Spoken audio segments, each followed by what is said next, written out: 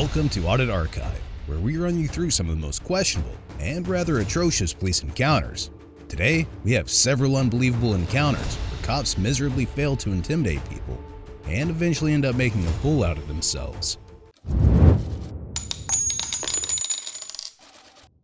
Starting off with the first clip, we have a 17-year-old who was minding his own business, jogging down a sidewalk when he was suddenly approached by a police officer. The 17-year-old immediately exercises his right to record in public and catches the entire ordeal on his phone. The officer begins by asking the kid why he's running away, and the kid promptly clears out the confusion and tells the officer that he's simply jogging. What are you running for? I'm jogging.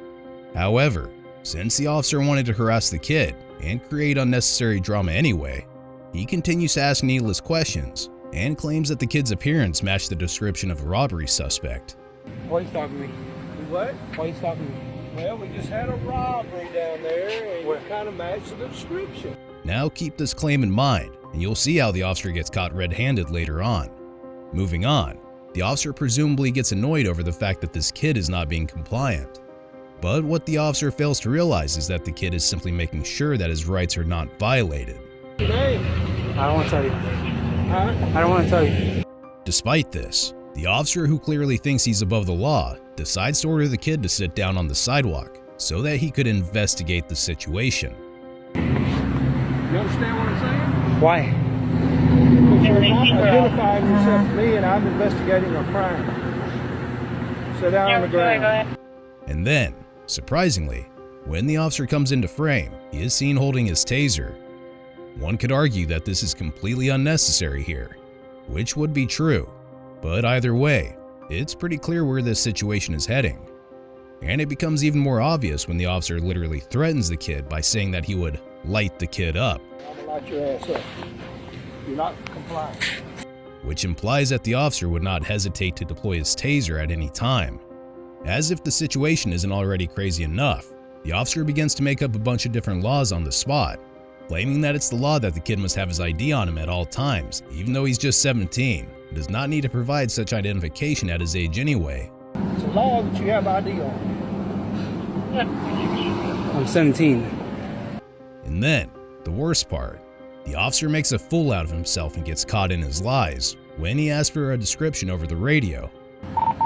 Have any of the units arrived on that scene yet where they can get a description? But wait, didn't he already have a description? Isn't that why he stopped the kid in the first place? Well, it's now clear that this cop has great malicious intent and just wants to abuse his authority over a kid. Soon enough, dispatch informs the officer about the suspect's description. The suspect is supposed to be in a blue sweatshirt, but guess what? The kid claims that he's wearing a black hoodie, and this becomes visibly obvious in the footage also. You should be wearing a blue sweatshirt. But the officer blatantly lies to dispatch anyway, and claims that the kid is indeed wearing a blue sweatshirt. No, thank you. I do not. Hey, he's got a blue sweatshirt on. Did it have a... It's a black. Mustang? To make things worse, the officer also smiles at the kid while lying in front of his face. And then, just because the kid rightfully refuses to reveal the name of the school he attends, the officer decides to unlawfully place him in handcuffs and detain him for nothing. What are you doing? I'm gonna put you in cuffs till I get some information from you, guy. Moving on to the next clip, a man who's the passenger of a vehicle that was pulled over gets approached by a police officer who immediately begins demanding his ID. You're obligated when you're in a motor vehicle to present your ID. When you're driving? However, as a passenger of the motor vehicle, the man is not obligated to provide the officers with any documents. Yes. Like, so get the law for me, give me what law it is, I don't and need then the law for it. just, you're a police officer, you're supposed to know all the laws, And therefore, the man, who's clearly well informed about the law, stands firm and tells the officer that he does not need to provide anyone with his ID. Despite this, the officer continues to harass the man and asks him to step out so that the officer could talk to him for a bit. Let me talk to you. Step out of the car for me. I'm not stepping out of the car. What's that? I'm not stepping out of the car for my safety. But then, thanks to the man's knowledge of his constitutional rights, he makes it clear that he will remain inside the vehicle for his personal safety and prefers to stay in front of the camera. I'd rather stay here where this is recording in case something happens. Mr. Lawyer, okay? No, I told him I'm not a lawyer. I'm not a lawyer. But I value my rights. I have rights. I know the Constitution. You know, I know what rights I have. To this, the officer attempts to mock the man and implies that he's scared for no reason. As this goes on, the officer comes up with the most outrageous law ever, claiming that you give up your rights when you're in a car. You give up your rights when you're in the car. It goes without saying that this is simply the most childish thing an officer could say.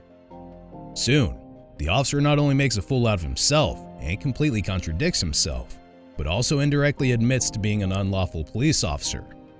He didn't say you committed any, did he? No one's saying we do it with every single contact. Yep. As far as you getting out of the car, I know you're thinking you're Joe Attorney.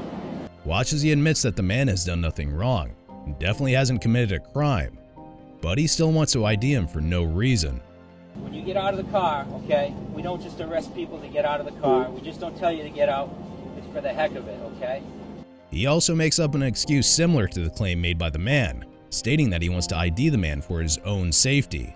For our safety, we ask for ID. Now you're obligated by the state to do that.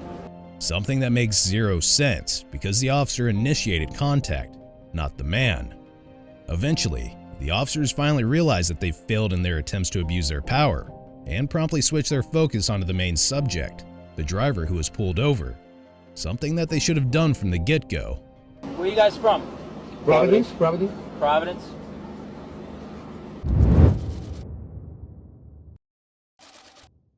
In this next clip, a truck driver was pulled over by two officers for malfunction in the vehicle's taillights. Initially, the driver is approached by one of the officers who immediately identifies himself and informs the driver about why he was pulled over. How you doing? Pretty good, how are you? Do me a favor, put it in park I am. and come here, let me show you something. I know the reverse light. Yes. At this point, one wouldn't expect anything to go wrong. But while the driver was having a peaceful conversation with the first officer, the second officer comes up to the vehicle's passenger side door and mocks the driver for recording them. Back and forth. So you want to record it, make sure you smile for his camera. When the driver rightfully implies that he could record all he wants, the second officer flips out and informs the driver's boss, who was in a nearby truck, that the driver is getting cited because he's apparently acting smart. There you go. Get me on that, bro. All right. Okay. Is there anything wrong with I don't recording? care. Record it. I am. Hey, we're going to ride your truck in public tour because your taillights is messed up. Does your boy want to be smart on you? But this is clearly not the case here, and even the first officer appears to disagree with his fellow officer. Have I been smart at all? No. Okay. Anyway, the first officer carries out his lawful duties without creating a problem at all. He asks for the driver's proof of insurance and license, but realizes that the insurance is outdated. This card is actually expired. Do you have a up-to-date one? This one expired Oh, that's good. 21. After informing the driver about this, he allows the driver to search for his updated insurance. But as the driver does this, the second officer comes by once again and asks the first officer if the driver has found the documents yet. Does he have it in there?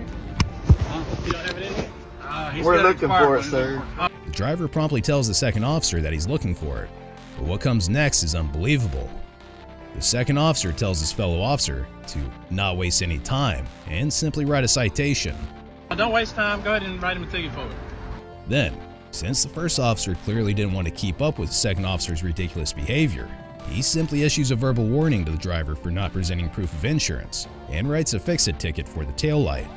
I'm going to give you a break on not having the insurance, okay? Okay, I've got the card You got right it now? here. I'm going to give you a warning on that. You're supposed to have that whenever we stop you, okay? Okay. I'm going to write you a citation for the lights. Okay. Now, look, that's a fix-it ticket. You can get that fixed as long as you get it fixed within Right. 72 hours and take it up to the police department and have an officer inspect it and sign off. Right, okay. Things seem to be ending well, but the second officer just doesn't want there to be peace. Watch as he comes back for the third time and refuses to provide the driver with his badge number, something that is mandatory for him to do. Any question for me? His name and badge number. I want you to give me your name and your stuff, too. Despite being in the wrong, the officer continues to argue with the driver and then walks off as if nothing happened. Moving on to another encounter, two police officers show up at an apartment building where they claim to have received a noise complaint. One of the residents of the alleged apartment comes out and records his interaction with both officers. What's going on, you guys? Hey, what's up? We got a noise complaint. Okay. Right off the bat, the resident tries his best to get over the situation by telling the officers that he would take care of the noise. But for some reason, the officers start requesting something that every member of law enforcement loves, and that's ID. I don't need to give you that. So, long story short, the officers, for no apparent reason, wish to identify the resident who doesn't even own the apartment. So that's why I need to identify who I'm talking Okay, well, I'm not the owner. Then, in response to this ridiculous request made by the officers, the resident rightfully refuses to provide anything, and once again tries to dismiss the officers by stating that he'll make sure there's no more noise. I don't have one. Okay, what's your last name? I don't need to give you that. Yes, you do. If this is a noise complaint, we're gonna turn it down and we're gonna have a good day.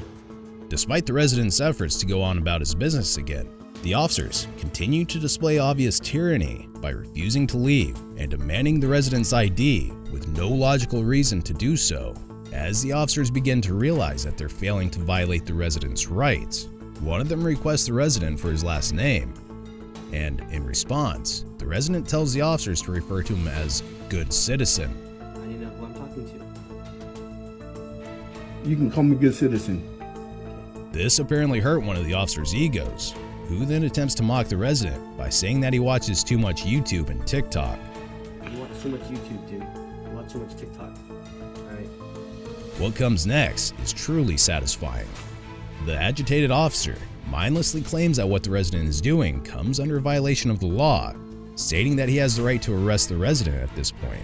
You understand if your neighbors wanted you arrested, I could arrest you right now? Of course, this is utterly false, and the officer is simply trying to exaggerate his authority to make himself feel better. Regardless, the resident comes to a point where he refuses to keep up with the officer's tyranny and immediately goes back inside the apartment before slamming the door on them. And here, we possibly have the quickest police officer dismissal ever. Watch as this officer, who is looking to create drama, pulls up to a man inside his vehicle minding his own business, but immediately regrets it and gets taught a much-needed lesson.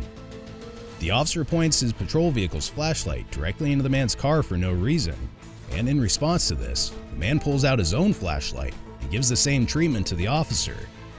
After this, when the officer steps out to ask the man if he could help him, the man promptly tells the officer that it's none of his business. Turn your lights off, I'll turn my light off. Or we can just keep them on. That's fine. Or I can, okay, that's fine. Okay. What's going on? Can I help you? None of your business. And luckily, this was enough humiliation for the officer to step back into his patrol vehicle and scratch his plans of abusing his authority. In this hysterical encounter, two officers walk up to a group of men minding their own business and enjoying their evening. Unlucky for the officers, these guys know exactly what's coming and avoid it by doing something tremendously smart, ignoring the officers. Hello. It does sound pretty good. We'll have to go to another location. Yeah, we can probably hit Battle Creek. Hello. There we go. That's one. Yeah, we can do that. We can go to Battle Creek. Yeah. I like those mushroom twists. Hello. So, they decided to completely disregard the officer's presence while continuing their important discussions about fast food and burgers. As expected, this triggers both of the officers. One of them is smart enough to quickly realize that he wouldn't get much out of them, so he walks off immediately. However, the female officer continues to try her luck and attempts to grab the guy's attention, stating that she just wants to have a talk with them. Gentlemen, can we have a conversation about what's going on? I just at least want to have a talk with you. But of course, the smart men continue to ignore her, and she eventually gives up a few tries later and walks away in complete shame while the guys chuckle in victory. It's obvious that neither of the officers had anything to do with the men. They simply wanted to create drama. Otherwise, they would have informed the guys about what was going on right away.